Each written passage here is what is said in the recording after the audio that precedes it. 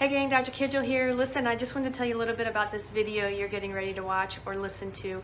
It is an interview I did with Carlee, who works at Nutrisense, and basically is helping me and everybody else that gets the chance to listen to this about the importance of monitoring or understanding how your body reacts to food, drinks, whatever you may be consuming or experiencing by wearing this for a couple weeks. They have different programs, but we're going to go into all of that. And I asked her a ton of questions and she gave me a ton of great answers. And I really hope you enjoyed the video.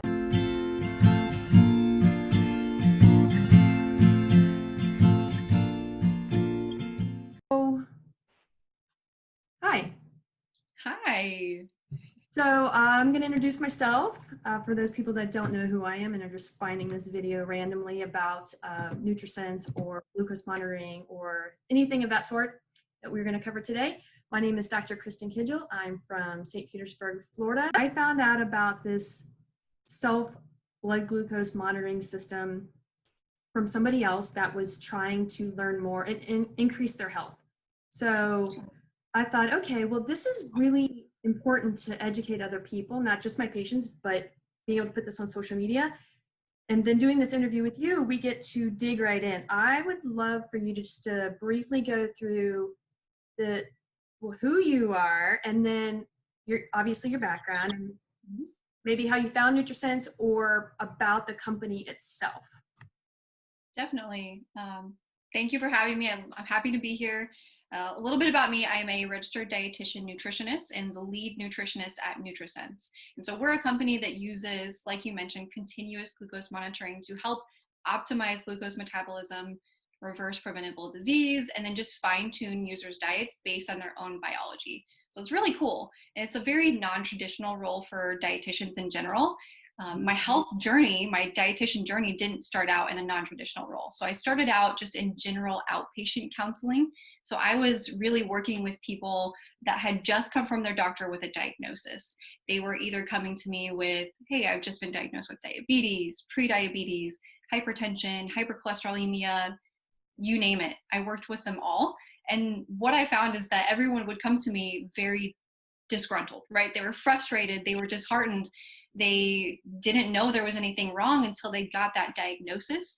And so they felt defeated, but they were ready to make a change. And we would work together, we would find a program that would work for them.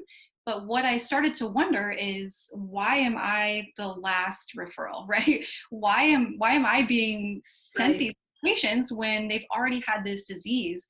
And nutrition should be something that we're focusing on way earlier in the lifespan. So I started to just kind of research that, and I found this just disconnect between our health system and seeking prevention. So a lot of times these early signs of metabolic dysfunction are overlooked. And like I said, people don't know that they have an issue until that diagnosis arrives. So after that point, I thought, well, I want to do some research on my own and see what my glucose is looking like.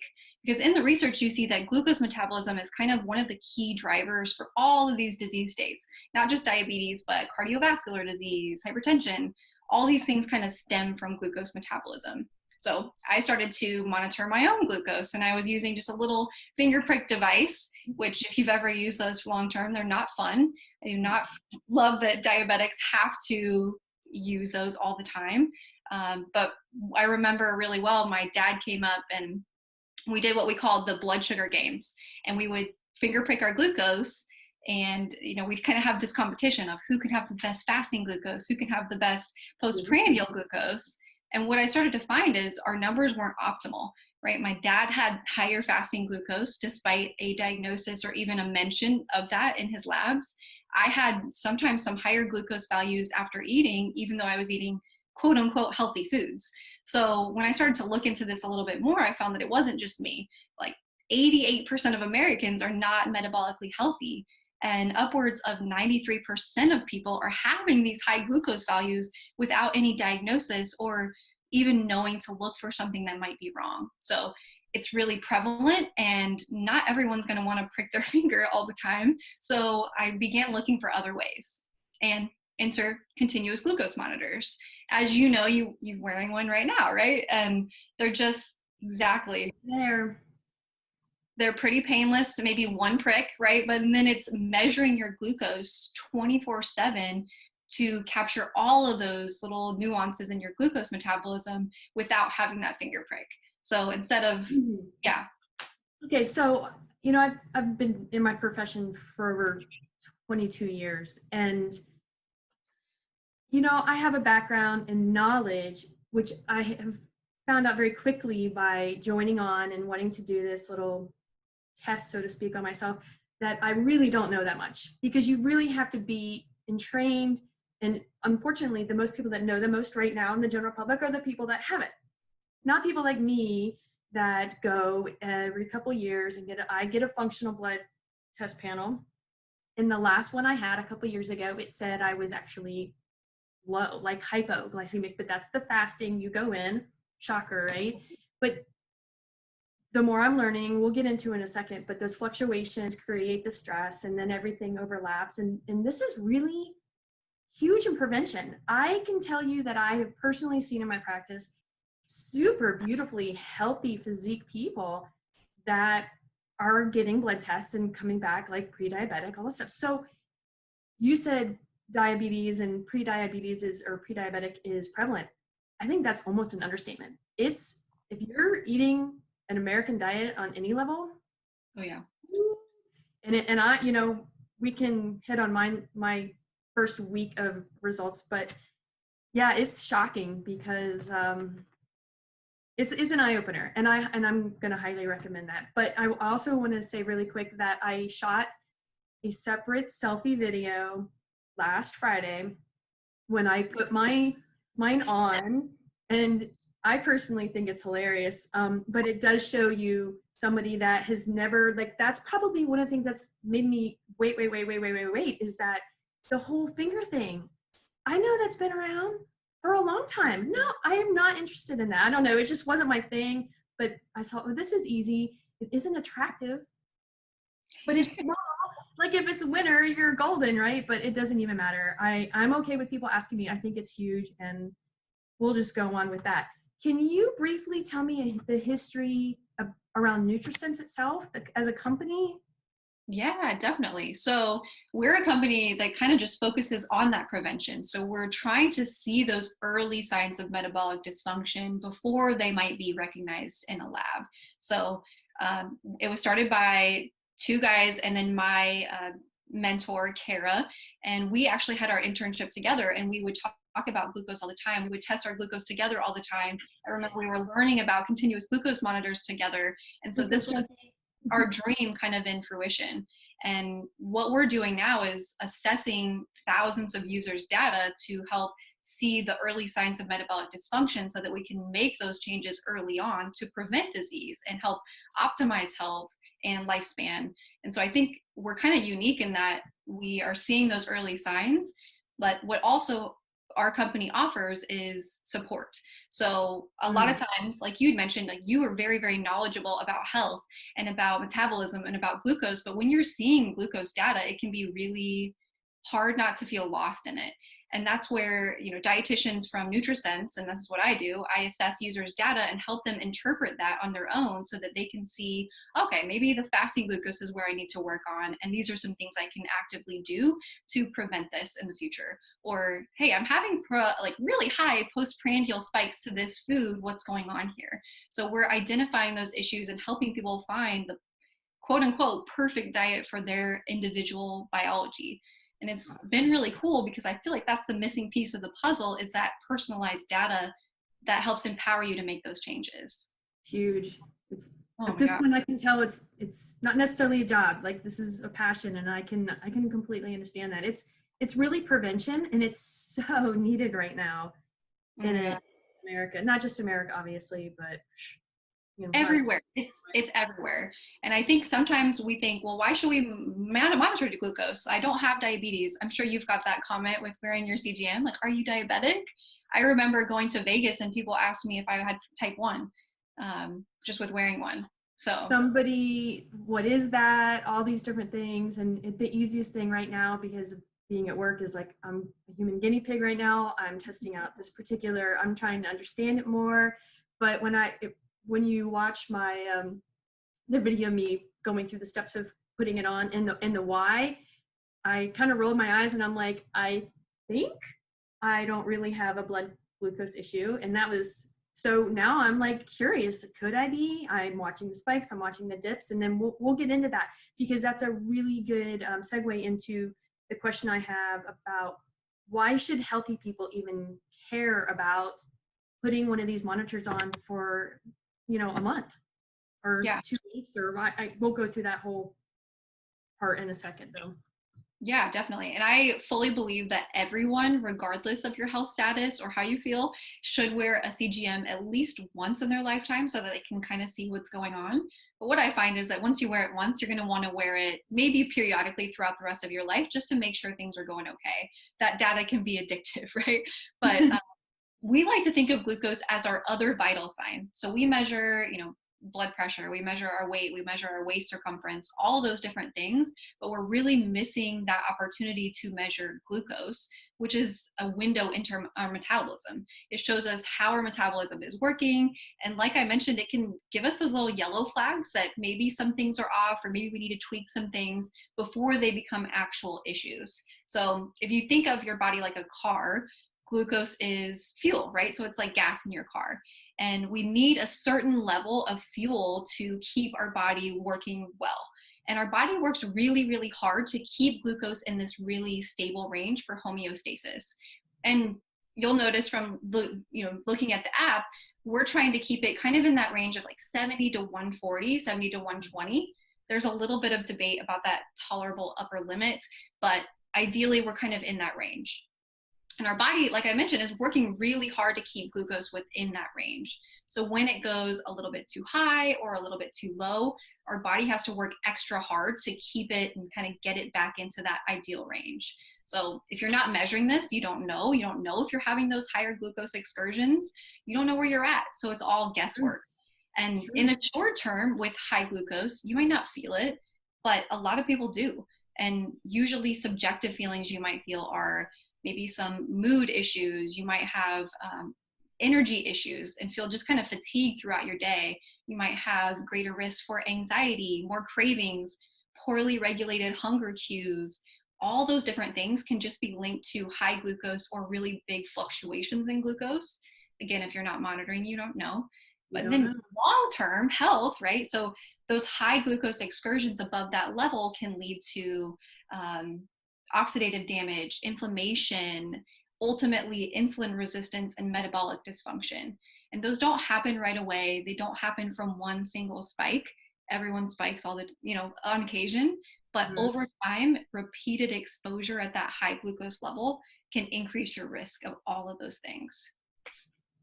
So watching myself and watching my app and trying to study that more and seeing the spikes, which can be exercise, which is really important. So we'll get into why exercise is really important and why it spikes it on the chart, but the different foods.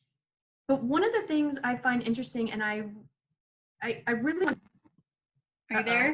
Yeah, we froze up for a second. So let me back up because I don't know what you heard last. Low system resources. I don't know what's going on here. Uh-oh. That's okay. That doesn't sound good. Why would they say it that way? Try some applications to, I don't know what to tell you. So anyways, we also have to remember that Zoom is 45 minutes, I think. No, okay. Maybe that's more than a bunch of people. Anyways, I want to know specifically how not having good control-ish, if you don't know, how it can affect women in particular, because I saw that carbs affect women differently, and because of our hormone issues and being in my upper 40s, I think I'm watching myself and all of my friends were going through all these different hormone stages. So yeah, what is the information behind that? Yeah, that's a really, really great question. And in general, I think women sometimes struggle a little bit more with glucose metabolism, more than men, just because of our hormonal differences. So if you think about women versus men, there are two main differences that can kind of influence our glucose metabolism. The first one, and this is probably not a surprise, but men have a lot more muscle mass than women. And when we think about glucose, our muscle, our skeletal muscle, is a huge sink for glucose. So the more muscle mass we have, the more storage space we have for muscle or for glucose. And so all of that storage space means that men typically can respond better to carbohydrates because, again, they have more storage for that glucose coming in from those carbohydrates. And they also have just better insulin sensitivity because insulin sensitivity is closely linked to how much muscle we have. Okay. So they have more storage space. They're responding better to carbohydrates. So, I mean, if you think about the same diet being prescribed to men versus women, doesn't always work out. No, especially Yeah. when like a couple starts working out together and then the guy's like dropping all the weight really quickly and the woman's like, what? So that just makes me fall in love with my B3 bands like even more. So Oh, yeah. that makes me so happy. So there's a whole nother video about B3 bands and the growth hormone effect. I mean, not just the hormonal effect, but the muscle building effect and Oh my gosh. half the So time. important for women, right? Like, I think Oh, women sometimes are so scared to strength train or to do resistance training, but we're the ones that need to build that muscle mass a little bit more. and the bands make it safer, easier, even with injuries. I mean, I've got my share of injuries just to. Mm. So, what does the glucose do with the liver and the insulin resistance? There's something that happens with the liver, the stress when you're stressing your glucose. Okay, yeah. So when you have stress in general, is that kind of what you're referring to? When you have Yeah, but any, that's adrenals and cortisol too, though. So oh, we've got different organs. I mean, they're all playing together. They're all intertwined. 100%. And a lot of times, I think another thing with women is that they are more sensitive to stress. We tend to ruminate a little bit more. We tend to struggle with cortisol a little bit more. And the one thing that cortisol does, in accordance to glucose, is that it kind of works against us when stress is chronic. So an increase in cortisol in our system, so our stress hormone, is going to signal the liver to produce and release more glucose. So we're releasing our stored glucose from the liver, we're producing more glucose, but also that cortisol is going to stimulate our insulin sensitivity to decrease. So it's a double whammy, right? We have more glucose in our system, but we're unable to use it as efficiently. And if you think about an actual stressor, if we're being chased and running for our life, that's good because we have more fuel in our system to fuel our movement from that stressor. But in today's modern society, we've got COVID-19, we've got everything going on. We can have this chronic stressor, and that can lead to really high glucose levels all the time. And that can actually work really hard against us. And so that made me just totally think about, so I'm like going through different scenarios, friends, patients, whatever, neighbors, where in general, maybe it's just because I'm a female, you know, and things of that sort, but we tend to turn to wine in the evenings.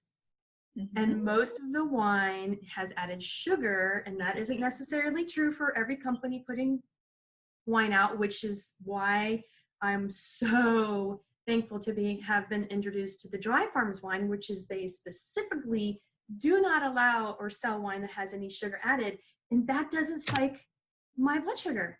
And I was that was awesome. Red wine, but that is the general thing: is that the women, they're stressed, they get off work, they drink wine, and then they're in this cycle of now we're affecting our adrenals and our liver and our blood glucose. And then now I can see how you explain it, how this leads to serious health issues. And I don't think, I mean, people are just doing it to relax, but this is much bigger implications quickly. I feel like not just like, oh yeah, in 10 years and I'll cut back, but this could be within 3, 4, 5 months. Oh man, yeah. And I see alcohol, it can kind of have a confusing effect as well, because in the moment of drinking alcohol, what we often see, especially with a low sugar wine or even a regular wine, we can see this reduction in glucose from that alcohol. So we can see that and go, oh shoot, this is something I'm going to add in more often. And that's because our body's prioritizing breaking down that alcohol instead of our normal homeostatic functions. But what we often see is that fasting glucose will be higher that night and the day before or the day after. So it's a delayed effect with alcohol. And this doesn't happen all the time. If you're consuming moderate amounts of alcohol, I am not concerned.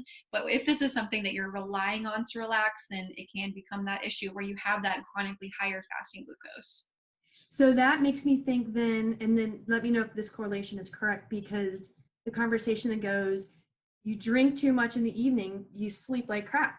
And then Yep. that's the blood glucose. And so I've had this thing where if I have patients that they don't drink or anything, but they keep finding themselves waking up at like 2, 3, I had learned to have them take maybe a handful of peanuts or almonds or cashews and get some protein in before brushing their teeth and going to bed. How does that level the blood sugar? Because that seems to be a really easy fix. Doing that little bit of fats and proteins. Maybe they're eating early, and that sleep. How is this blood glucose affecting sleep? Because so many people do not sleep well, interrupted or insufficient. Right? Oh Those my are the God. things. Huge. And they both, so sleep and glucose kind of have this bidirectional relationship. You had mentioned, if your glucose is high, you're going to have poor sleep. Like if you've eaten a huge carbohydrate meal before bed, you will probably have a reduction in REM sleep. You will probably have disrupted sleep or just lower quality sleep. And then it goes the other way too. So if you have poor sleep, that can reduce your insulin sensitivity. And that can happen, like you mentioned, with fragmented sleep. So if you're sleeping 8 hours, but you're waking up every 2 hours and it's just not restful sleep, Or a that kid is waking you up, or a dog. I mean, it's like not just your own body, right? other factors are There's definitely social huge stressor. there. Yeah. And this can reduce your deep sleep and increase your glucose values up to 25% the next day. 25%. 25%. And there's been studies that show that sleep insufficiency, so like 4 hours of sleep, which I feel like a lot of women, maybe new moms, or maybe they're just taking care of so many different roles in their lifestyle, sleep's the first thing to go, right? And Totally. what can happen is when you're sleeping in adequate amounts, that can reduce your insulin sensitivity by up to 24%. So you're not sleeping well, your insulin sensitivity is lower, you have higher glucose values, and it can be this just kind of vicious cycle that's hard to get out of. So when does the pancreas go, had enough? Well, hopefully never. Hopefully it's always going to keep going. But that's why this is so important. If we can see these small changes and identify, well, okay, these are the three things that I'm really struggling with. Let's start to make some steps to improve those. We can preserve that beta cell function in the pancreas before we ever have anything diagnosed wrong. We're going to attach a bunch of links, information, Yes. ways to contact your company, anybody that wants to contact me. We'll put it all in the notes attached to the video for sure, because this is much bigger than I thought it was before I started, to be 100% honest. I mean, I really think some of the extra, wanting my mother to do it. And my dad is diabetic. He has been doing the injections, on himself for, I can't even, if I said 2 decades, that might be close. Oh yeah. So, I think my mother would really enjoy this. But anyways, it's huge. And so Awesome. I'm able to share this video with my children who, what children really listen to their parents. I think this would be really, really good. So I'm pretty excited about that. Let's talk about, you guys call it a Freestyle Libre, CGM, the thing on my arm. Yes. What is it exactly? What's going on? There's a bunch of data behind that. Yes. So we use the Freestyle Libre, and it's from Abbott. We absolutely love it. There's a lot of different CGMs that are on the market. We found that this one worked best for our needs. And as you'll know, it's just this little tiny sensor. And I think a lot of times people are scared that that needle is actually going to be in their body, but I assure you it's not. So you apply it once. Most people say that it does not hurt at all, but what it does is it attaches a tiny, tiny microfilament that's in your interstitial fluid. So it's not necessarily measuring your blood glucose, but it's measuring your interstitial fluid glucose. So when we think about how the body works, glucose is going to flow from the plasma glucose, which is what, if you were doing like a finger prick glucose device, that's what that would measure, and then into the interstitial fluid, and that's what the CGM measures. So there's a little bit of lag time behind the glucose meter measurements and your CGM. but it's measuring kind of that same thing. It's just all the time. So what happens is we have our app and it connects to that device. So you don't need any other device for scanning. You use your phone. Very, very simple, right? You take this little small portion and you scan that sensor at Okay. least once every 8 hours, and then you'll capture all the data. Okay, I'll do it real quick just to Yeah. show how easy it is. And by the way, when you watch the video, or if you don't watch the video, I'm like, okay, I'm gonna tell you, I'm nervous, and I go click, and I'm like, oh, that was nothing. Oh, Like, yeah. I literally that. So when I played it back, I laughed at myself so hard. It was just so funny. That was me the first time too, because you're applying it by yourself, right? And you're like, you have to push this thing in, and then you Yes. realize it went in, and you're like, When oh, was you it? know, you're looking at it in there. You're like, okay, I'm getting ready to put this in my arm, and it's gonna be fast, and it's like, and I'm like, oh, that was nothing. That was a That joke. what I did mean, I the say? noise coming out of the clicker is worse than attaching it.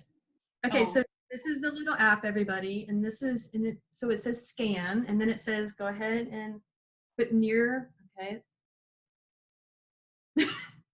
And sometimes it gets mad at me. and then you'll feel a little vibration, Yeah, and you're it done. just talks to you, wanting to do it. So if you were using a finger prick device, you would have to see how meals were affecting you. You'd measure your glucose before the meal, you'd measure it 1 hour after the meal, and then 2 to 3 hours after the meal to see the full response. So that's 3 pricks per Mm-mm, meal. no. This one, it's all the time. You just scan it and then you know. So it's kind of like right now I'm like really curious, and then I'm kind of forgetting, and I'm kind of remembering, but I like that it's holding the data. Mhm. So, and I also like that when I want to enter a meal, if I forget to do it, like I can change the time. So Yep. then the time connects to the waves seen here.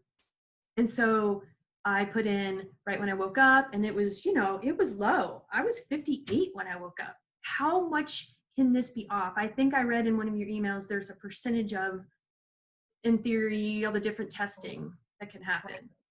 That's a really good point. So the FDA does allow up to a 15% variation in all of the CGM sensors, and this All is of all them. for the finger prick devices. And that doesn't mean it's not accurate. That just means the absolute value may vary up to 15% from what you would get at your doctor's office at a fasting lab.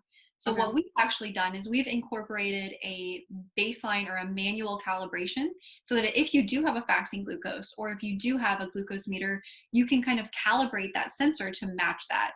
Because what's going to happen with the CGM is you're going to see those big trends. You're going to see the rise after you eat and the fall after you eat. And those are completely precise and accurate. It's just sometimes that absolute value can vary.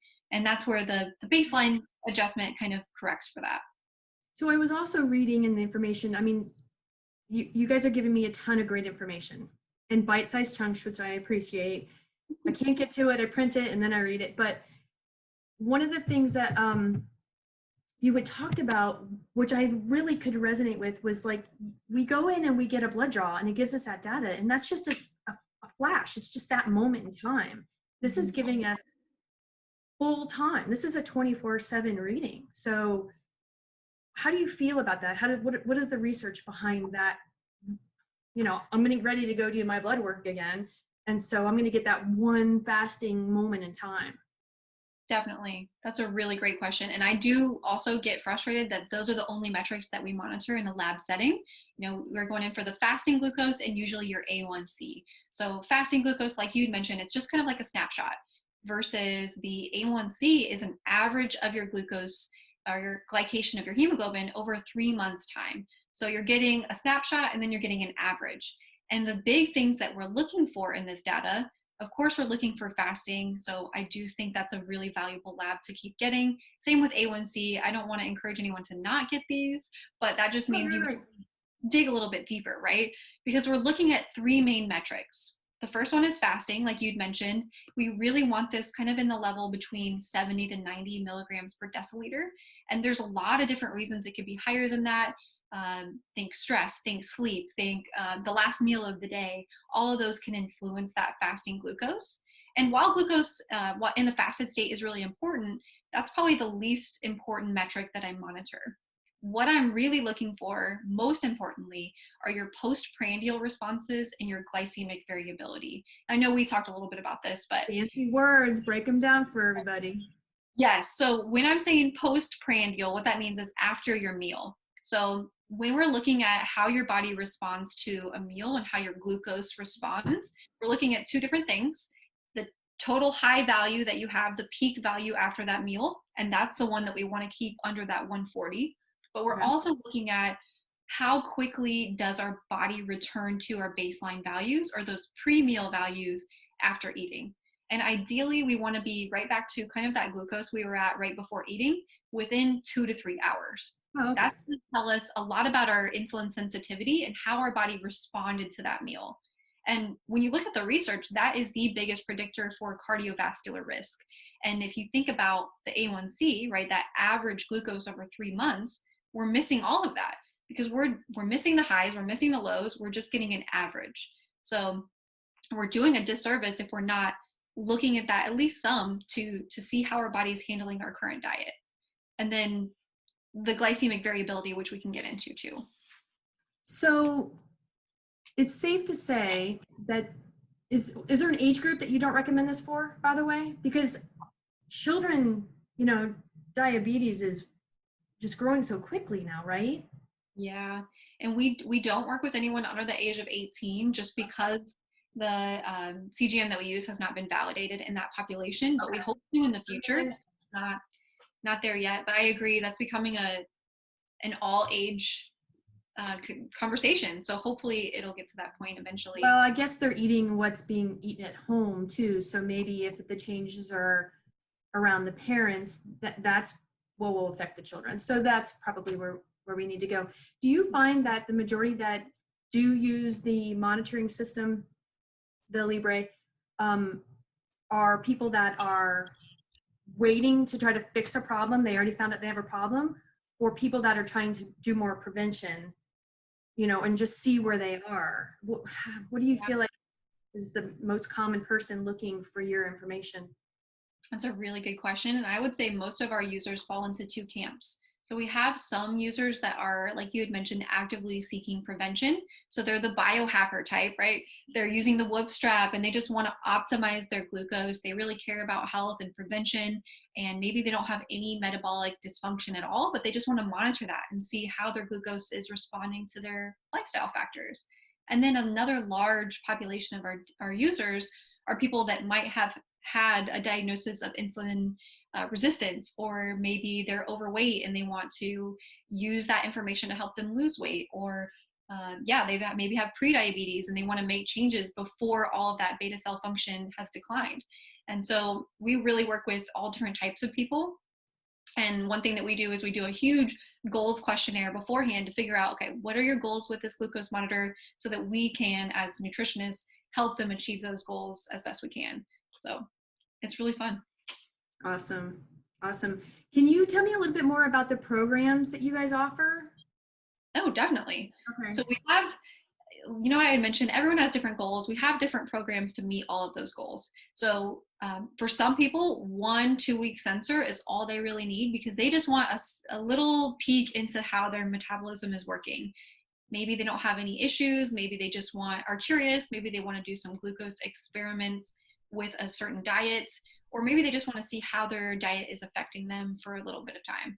That's 2 weeks, so 14 days of data that they can use to assess their current diet or their lifestyle factors and identify maybe some things that they need to keep in mind. We also have like a 1-month plan, which is probably good for someone who's maybe trying a new diet and they want to see, okay, how's my old diet working for me? How's my new diet working for me? Do I need to make any big changes to my diet? So 1-month plan. And then for people that are trying to make larger, more significant, sustainable lifestyle changes, like the prediabetes or significant weight loss or insulin resistance, we have 3-month plans where you'd get 2 sensors a month for 3 months, 6 months, 1 year. So kind of depends on your needs and what you're looking for. But we also do periodic plans where if someone wants to monitor, once every 3 months, just to make sure everything's going okay, that can work for them too. It's awesome. And I do believe you guys gave me a link or a coupon code for people that want to, maybe have a savings. So I'll dig that up and put that into the notes also. So that'll be really helpful for people to click around and get more data. That'd So be amazing. do you think that I just want to wrap this up where you think this is going in the future, because this is bigger than I think we're really giving it credit for, to be honest with you. Oh, I 100% agree. I think that CGMs are the future, and I might be a little biased, but I think that everyone can learn something from them. I constantly find myself using what I've learned from my CGM to make my lifestyle choices. So I think there's a huge disconnect in people knowing they need to make a change or knowing that they want to make a change and having that consistent motivation to make that change. And that's another thing that the CGM is great for. It's a little truth meter. If you eat something your body doesn't do well with, that's immediate feedback right in your phone that you can see how your metabolism is working. And I don't think there's anything more motivating than seeing in real time how your body is responding to your diet. I still find myself, okay, so one of the big things that I noticed in my data, and I notice in a lot of users' data, is the timing of our meals makes a huge difference. Interesting. It is, because our insulin sensitivity, so how well we're responding to foods, is higher during the daytime hours. It's closely linked to the circadian rhythm of our body, so kind of with the sun, and it's lowest at night. So we'll see people have a meal during the day and have a great response, and then they'll have that same meal, this happened to me, later in the night. Maybe they're out with friends or it's summertime and they're out doing things. If you eat later in the night, your body is typically not going to be able to process that food as efficiently. So we see higher peaks in glucose, we see more swings in glucose, and we also see higher fasting glucose overnight. So that can be really alarming, right? And seeing that as immediate data and feedback on your own choices can help you make better choices going forward. So No, so you're just giving me ideas on maybe little small videos, because I know this one's a little larger, but I think it's just full of great data. But one of the things I'd like to talk about eventually is proportioning.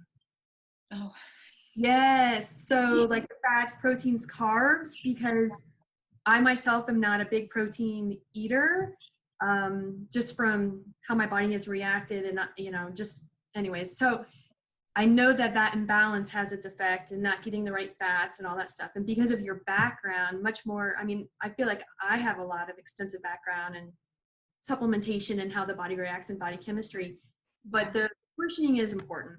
And so, and then supplementation for certain things, and when you're using fats and healthy fats and all that stuff. So that might be really fun to dig in with that with you.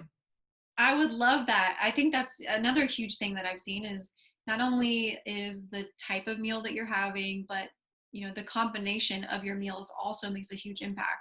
So just a small little tidbit, the order, you mentioned protein, the order in which you eat makes a huge impact on your glucose as well. So if you're take a standard American breakfast, right? What do you think of? Carbohydrates. We have toast, we have fruit, we have juice, we have, and not saying that's anything that you're doing, but standard American breakfast is very carbohydrate heavy. And if you're eating that on an empty stomach before you have protein, you're going to have a higher response in glucose. So a simple hack for that is, let's have plain Greek yogurt first, or let's have our eggs first, just a source of protein, and then you have your carbs. You can blunt that glucose response really significantly. And so I think there's those small things that people can do, and it doesn't have to change your entire diet, but it can improve your glucose response to all different types of foods. So I think, yeah, the portion of your carbs, the portion of your protein, that all matters a lot. And there's a lot of nuances that are very individual from person to person. Couple things that I'm playing with just personally really fast is, I know that cinnamon, and maybe just using a piece of a cinnamon stick to just maybe dissolve and take in, helps regulate blood sugar on some level. And then gymnema as an herb I also take. So last night I kind of got back on that. And so with like digestive enzymes and some gymnema, knowing that I was going to go out to eat, which has been the biggest spike, and even though I just had a salad and things of that sort, it's not like eating at home. It is definitely different. And you don't really know the fats that they're using, and the addition of, even though it's cauliflower bites, like what is the carb they're using and how's that going to affect you? And then if you have a glass of wine, you're not having a dry farm wine, you're having probably sugar added wine. So I feel, and I'm going to keep running this test, I feel like, and I'm like, I know Jim Nema works. I know Jim Nema really could help so many people, but you also have to make the changes. So that'll be a whole nother thing, but I'm watching that. And so what might be fun, I think, is we'll also maybe just shoot a video, I don't know, in 3 or 4 weeks, and you can just totally just tear me apart and tell me what you see. Cause Do a deep dive into your data. That would be really yeah, I'll be an open book. I mean, yeah, that'll be fun. That'll be fun. love that. And you made a good point with supplements. I've seen really good success with apple cider vinegar before meals. Mm, Cinnamon, I haven't seen as much success with, and we've done some tests, but okay. everyone's different, Cool. right? So you could experiment with it. You could experiment with the supplement that you were mentioning. So I think it's important to do those experiments and find what works for you and trust your own data versus something you read online or, whatever it is. Right. So I love that you're testing those things. And the only way to test it is to wear this thing. Yeah. Because No you more just don't know. No more guesswork. Yep. I really appreciate your time. I'm really looking forward to shooting more videos and doing more discussions and having more interviews, so to speak, and time together. Anything you think you want to mention real quick before we finish? I would just mention, if you want to learn more, you can go to Nutrisense.io to see our programs, find out more about continuous glucose monitoring and what we offer. We're also on Instagram. We're also on Twitter, Facebook. So Nutrisense.io is our handle. So we're always posting, even if you don't want to try it, we're posting glucose tips and things you can do to improve your response. Awesome. So, Yep, I saw the private page because I wear the monitor, and I really, I have jumped on there and seen what people are asking. A lot of people are like, why is exercise doing that? So maybe we'll go into that, but that's kind of an easy answer. So we'll come up with a whole nother list of questions. And I love that. awesome. Okay. Thank you for your time. I appreciate it. Thank you so much for having me. It's been fun. All right. We'll talk again soon.